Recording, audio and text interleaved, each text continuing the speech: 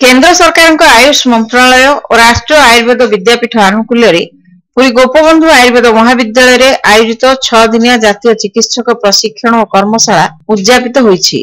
उद्यापन उत्सव में मुख्य अतिथि रूपे योगदान करथिले विशिष्ट आयुर्वेद चिकित्सक प्रोफेसर डॉक्टर रविंद्रनाथ आचार्य। देशर विभिन्न प्रांतरू 30 जन चिकित्सक और आयुर्वेद प्राध्यापक जोगदे प्रशिक्षण ग्रहण करथिले। आयुर्वेदर नूतन चिकित्सा पद्धति और निदान आदि संपर्क में प्रशिक्षण प्रदान करा जायथिला। उद्यापन समारोह में धन्यवाद अर्पण करथिले डाक्टर सोनालिका जेना। महाविद्यालय अध्यक्ष प्रोफेसर डाक्टर अरुण कुमार दास द्वारा प्रशिक्षण कार्यक्रम परिचालित होइथिला। Professor doctor Pragya Priyadarshini Mallick, associate professor doctor Sonalika Jena, doctor Shantilata Sahu और डाक्टर भारतीलता आचार्य तथा समस्त स्नातकोत्तर छात्र छात्री कर्मशाला परिचालन में सक्रिय सहयोग करथिले।